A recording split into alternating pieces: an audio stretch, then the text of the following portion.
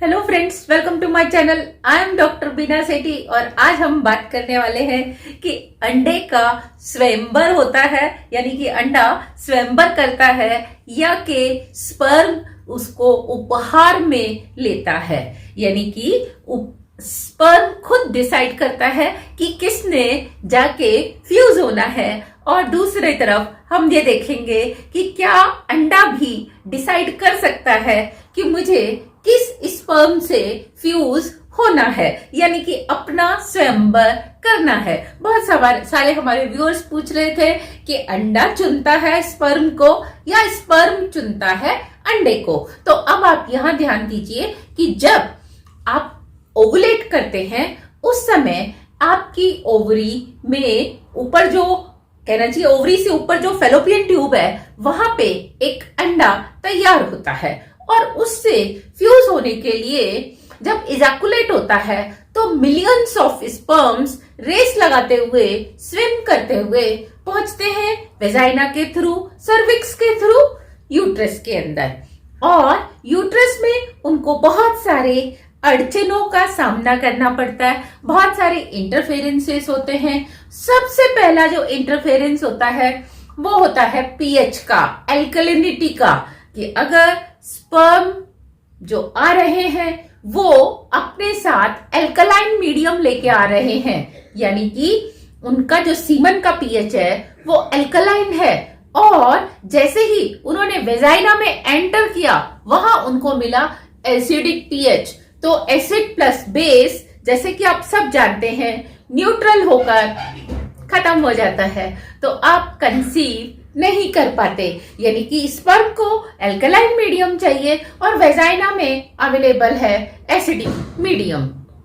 दूसरी तरफ जैसे ही आप सर्विक्स से आगे चलते हैं और यूट्रस में भी अगर आपको एसिडिक मीडियम मिलता है तो ज्यादा से ज्यादा स्पर्म्स धीरे धीरे धीरे धीरे धीरे धीरे क्या होते हैं, डेड होते जाते हैं, पीछे की तरफ रह जाते हैं। केवल कुछ स्पर्म्स ही आगे की तरफ मूव करते हैं। अब उनमें एक दूसरी हिंड्रेंस का फेस करना जरूरी होता है, वो होता है यूट्रस की जो वॉल है, एंडोमीट्रियम। जैसे ये आपकी यूट्रस है तो इसके जो इनर वॉल है जिसको आप एंडोमीट्रियम कहते हैं, ये एंडोमीट्रियम स्मूथ नहीं होती। इस एंडोमीट्रियम में बहुत सारे हेयर लाइक वेलाई होते हैं और ये हिलते रहते हैं इस तरीके से। तो इनके बीच में से स्पर्म्स को स्विम करके जाना होता है। बहुत सारे स्पर्म्स तो इन्हीं में उलझ कर रह जाते हैं और बहुत सारे स्पर्म्स मिस डायरेक्ट हो जाते हैं, यानी कि उनकी डायरेक्शन गलत हो जाती है। जो आपका ओवम है, फॉलिकल है, वो तो यहाँ बैठा है और स्पर्म चले जाते हैं इधर, तो उनको सही डायरेक्शन का मिलना भी जरूरी है। अब सपोज हम माने कि बहुत सारे स्पर्म्स में से कुछ स्पर्म्स 5, 7, 10 स्पर्म्स क्या हुए, यहां तक पहुंच भी गए, तो अब किसकी बारी है? क्या ओवम सेलेक्ट करेगा मुझे एक्स से फ्यूज होना है या वाई से, या इस वाले से फ्यूज होना है या कि दूसरे से फ्यूज होना है, या कि जो यहां तक पहुंचे उनमें जो स्पर्म सबसे फिट होगा, जो रेस को जीत कर नंबर 1 पे आएगा, विक्ट्री स्टैंड पर जो नंबर 1 पे आएगा वो एग को चुन लेगा और फ्यूज हो जाएगा। अब देखना है कि क्या स्वयंवर होगा, यानी कि एग के पास बहुत सारे एक्स एंड वाई स्पर्म्स पहुंच गए स्विम करते हुए, एल्कलिनिटी को, एसिडिटी को, सबको क्रॉस करते हुए वहां तक पहुंच गए। अब आप देख रहे हैं आपके पास एक्स स्पर्म्स भी है, आपके पास वाई स्पर्म्स भी है, तो ये अंडा किसके गले में वरमाला पहनाने वाला है, किसके साथ फ्यूज होने वाला है? तो अब इसमें आप ध्यान दीजिए कि दोनों ही फैक्टर सही चलते हैं, यानी कि साथ साथ चलते हैं। जितना यूट्रस की पीएच फेवर करेगी उतना ज्यादा वाई स्पर्म जो है आगे की तरफ फ्लोट करेंगे, बिकॉज ये जो एक्स स्पर्म्स होते हैं दे प्रेफर एसिडिक मीडियम, वो एसिडिक मीडियम में ज्यादा रहना चाहते हैं।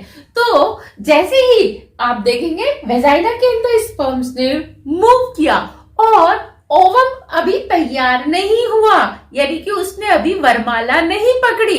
तो जितने भी वाई स्पर्म्स वहां तक पहुंचे, क्या हुए, वो वेट कर करके अगर अंडा नहीं मिला तो सब सो जाएंगे और वहां पे बैठे रहेंगे कौन, एक्स स्पर्म्स। और जब देर से अंडा आएगा, वाई स्पर्म्स खत्म हो चुके होंगे, तो अब किसकी बारी आने वाली है, नेचुरली ये जो एक्स स्पर्म्स हैं वो गले में माला पहनेंगे, किसकी, अंडे की।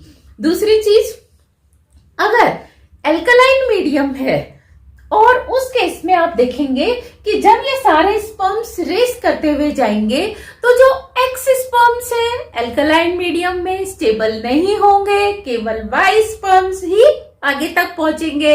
और क्या होने वाला है, अगर वहां पे अंडा पहले से तैयार बैठा है माला को लेकर, तो जैसे ही वाई स्पर्म्स विक्ट्री स्टैंड पर पहुंचेगा, वो क्या करेगा, एक्स जो आपका जाए अंडा है, फॉलिकल है, उसको जीत लेगा, यानी कि उसके साथ फ्यूज हो जाएगा। तो यहाँ आपने बहुत सारी चीजों को समझना है कि ये दोनों चीजें एक साथ चलती हैं।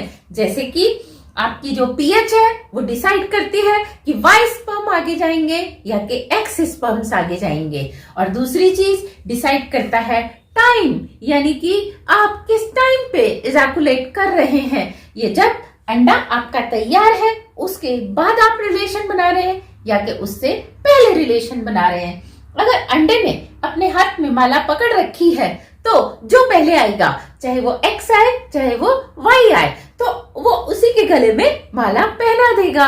तो ये आपने डिसाइड करना है, आप एक्स को आगे पहुंचाना चाहते हैं या कि वाई को आगे पहुंचाना चाहते हैं। और दूसरी चीज, अगर अंडा अभी तैयार ही नहीं हुआ तो क्या होने वाला है, चाहे एक्स आ जाए चाहे वाई आ जाए, कोई भी फ्यूज नहीं होगा। लेकिन एक्स स्पर्म्स की ये खास बात तो होती है कि वो अंडे के तैयार होने का वेट करते हैं, जबकि वाई स्पर्म्स इस तरह की वेट करना पसंद नहीं करते।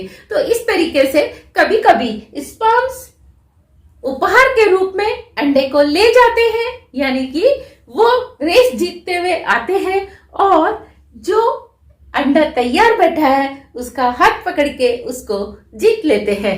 कभी कभी जो अंडा है वो खुद चुनता है, उसको आगे एक्स भी दिखते हैं, आगे वाई भी दिखते हैं, तो वो खुद चुनता है किसकी पीएच सुटेबल है, कौन इस सारी कंडीशंस को फेस करता हुआ आगे आया है, कौन हेल्दी है, और वो सेलेक्ट करता है सबसे पहले आने वाले राजकुमार को और फिट राजकुमार को और उसके गले में माला पहना देता है।